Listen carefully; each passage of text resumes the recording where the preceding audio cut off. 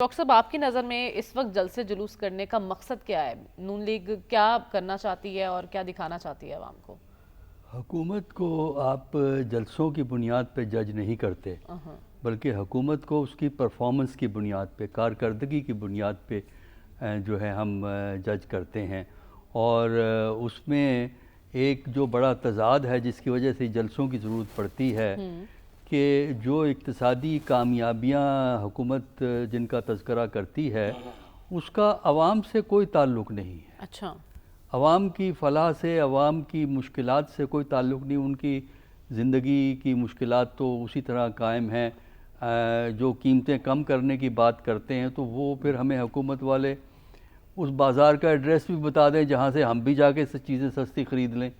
تو یہ ہے۔ دوسرا جلسہ تو اسی لیے کیا جا رہا ہے اس سٹیج کے اوپر کہ جس چیز کو وہ اپنا کارنامہ سمجھتے ہیں کہ اس کو ہائی لائٹ کیا جائے، اور اس کے علاوہ یہ پرسیپشن کہ عام سطح پر، عوامی سطح پر حزب مخالف کو جو ہے زیادہ سپورٹ حاصل ہے، اس کو نیوٹرلائز کرنے کے لیے۔ لیکن حکومت کے لیے تو جلسے کرنا ہمیشہ آسان ہوتا ہے، کوئی بھی حکومت ہو، اس لیے کہ وہاں بیوروکریسی ان کے لیے کام کر رہی ہوتی ہے، لوکل ایڈمنسٹریشن ان کے لیے کام کر رہی ہوتی ہے، پھر لوگوں نے اپنے کام کروانے ہوتے ہیں تو اس کے لیے بھی لوگ حاضر ہوتے ہیں۔ لہٰذا اس وقت پی ایم ایل این کی حکومت ہے، کسی اور کی حکومت ہوگی وہ بھی جلسے اس طرح کر سکتے ہیں۔ لیکن آپ یہ بتائیے کہ عوام کو رام کرنے کے لیے جلسے ہو رہے ہیں یا اپنے اراکین اسمبلی کو؟ نہیں، کیونکہ یہ بھی کہا جا رہا ہے کہ پنجاب کی حد تک تو ایم پی ایز خوش نہیں دکھائی دے رہے۔ اپنی تسلی کے لیے ہے اب یہ جلسے۔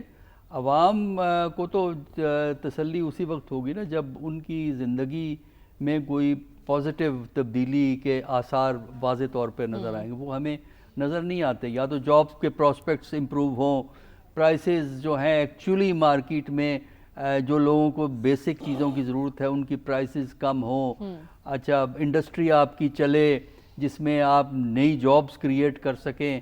تو یہ تو چیزیں اس وقت پاکستان میں موجود نہیں ہیں۔ یہی وجہ ہے کہ نوجوان جو ہے ملک چھوڑ کے جانا چاہتے ہیں اگر موقع مل جائے، وہ موقع بڑے کم ہیں۔ تو اس لیے میرا خیال یہ ہے کہ ان کا خیال یہی ہے کہ ہم نے بڑی کامیابی سے حکومت چلائی ہے اور لہٰذا اگر ہم جلسے کریں گے تو اس سے ہمیں پبلک کی سپورٹ حاصل ہو جائے گی، اور اس سے یہ جو اسٹریٹجی کام کرے مخالفین کو، گی، لیکن اس میں ایک تضاد بھی تو ہے نا کہ حکومت جلسے کر رہی ہے، اپوزیشن کو آپ جلسہ نہیں کرنے دیتے۔ وہاں سیکشن 144 جیسے ہی وہ جلسے کی بات ہوتی ہے، سیکشن 144 5 سے زیادہ لوگ اکٹھے نہیں ہو سکتے۔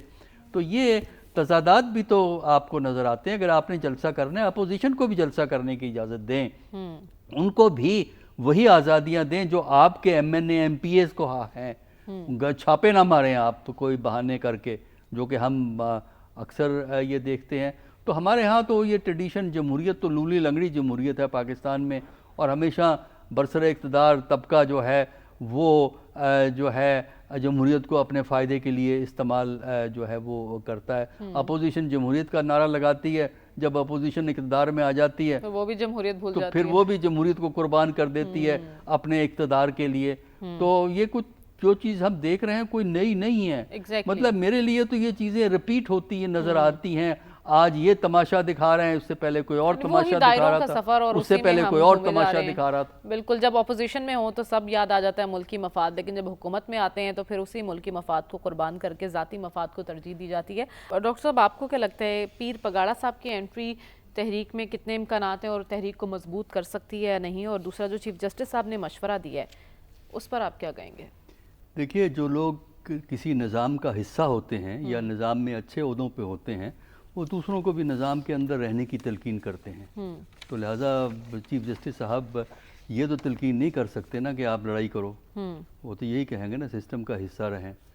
لیکن جو اپوزیشن پارٹی ہے وہ سسٹم میں اسی وقت رہتی ہے جب سسٹم میں رہنے کی انہیں کوئی اپرچونٹی، ایکول اپرچونٹی پرووائڈ کی جائے، جہاں جو ہے پیونیٹیو لاز اور ریگولیٹو اتھارٹی جو اسٹیٹ کی ہوتی ہے، قوانین اور مشینری، اگر وہ ٹارگٹ کرے کسی بھی ریزن کی وجہ سے تو پھر اپوزیشن ہماری ہمیشہ باہر نکلتی ہے۔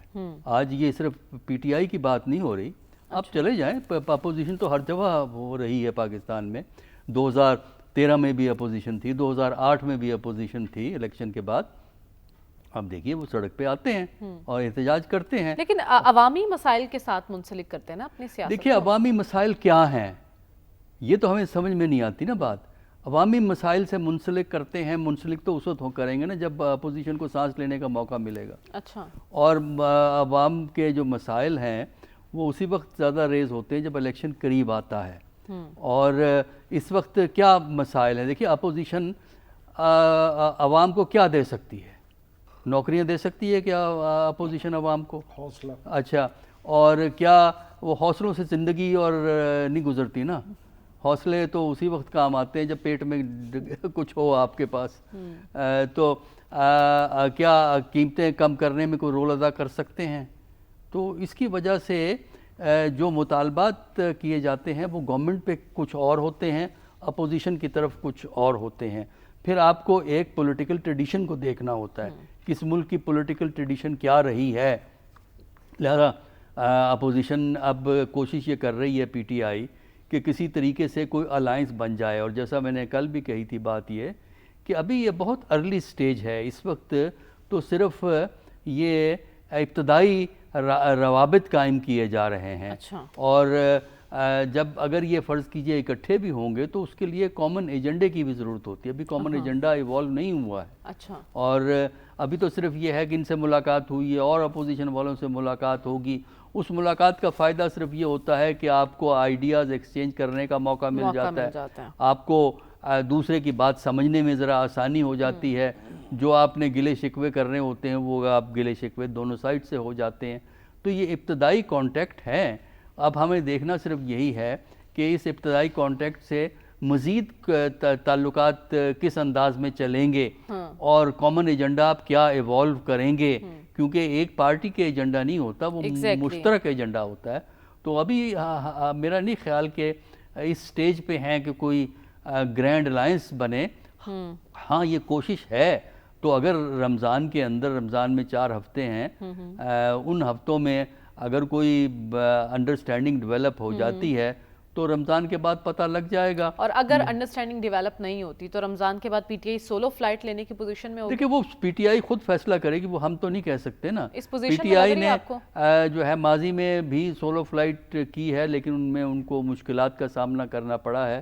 اب دوبارہ وہ پریشر تو بلڈ کریں گے۔ اچھا۔ دیکھیے پریشر تو اپوزیشن پارٹی کوئی بھی ہو حکومت پہ دباؤ رکھتی ہے، کیونکہ حکومت ان پہ دباؤ رکھتی ہے تو وہ حکومت پہ دباؤ رکھتے ہیں۔ جہاں تک اندرونی خلفشار کا تعلق ہے، مکمل طور پہ پی ٹی آئی کا اندرونی خلفشار ختم نہیں ہوگا، کیونکہ اپوزیشن میں جو پارٹیاں ہوتی ہیں ان میں خلفشار زیادہ ہوتا ہے حکومتی کیونکہ چیلنجز بہت ہیں پی ٹی آئی کے لیے، اور ان چیلنجز کے ساتھ تمام اپوزیشن جماعتوں کو اکٹھا کرنا، اسپیشلی کسی ایک نقطے پر اکٹھا ہونا، یہ ابھی تک تو ناممکن دکھائی دے رہا ہے۔